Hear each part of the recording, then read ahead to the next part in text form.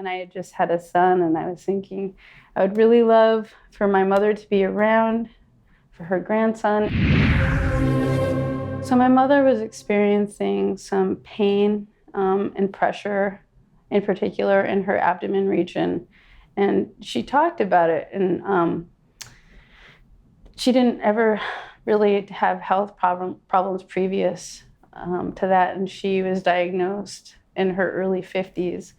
So she had relatively clean bill of health until then, and so I became concerned, and I would check in and I would ask if she had seen the doctor about her symptoms, and she hadn't. And she put it off, but she knew that there was something wrong, and it probably after her first starting to talk about her symptoms with the pressure and the pain that she was feeling, it took her, I would say, just under a year, but quite a while, 8 months, I would say in total, for her to go in to get checked out and for the diagnosis to be given that she had ovarian cancer. They gave her a very short life expectancy at that point. They didn't have some of the treatments then that they have now, and I'm not sure, it's always evolving. So I'm very grateful for that.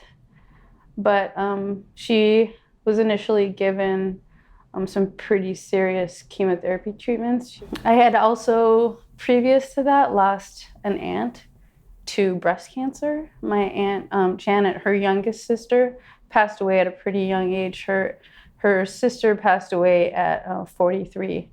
So for us having gone through that and having lost previous family members, it was very scary. So she survived with ovarian cancer for 8 years after she was diagnosed, but they found it quite late. She was at stage 4 when they found the ovarian cancer.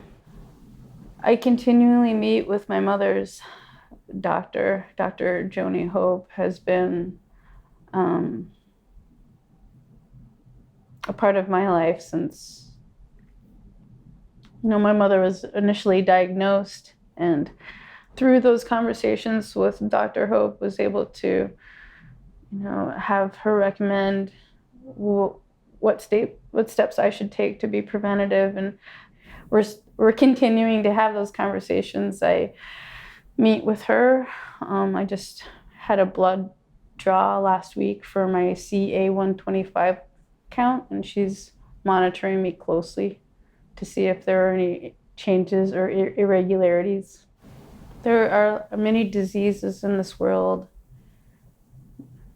and cancer is one of them that can be potentially fatal. And being realistic about cancer diagnosis doesn't mean that it needs to define you as a person or your family. And it's a journey to take one day at a time, and to work hard to overcome the disease is definitely a journey and a battle worth fighting, and not to give up, because there's so many ways to find strength and hope, and there's so much beauty in this world. I think that is a message that my mother would want for people to hear and to share.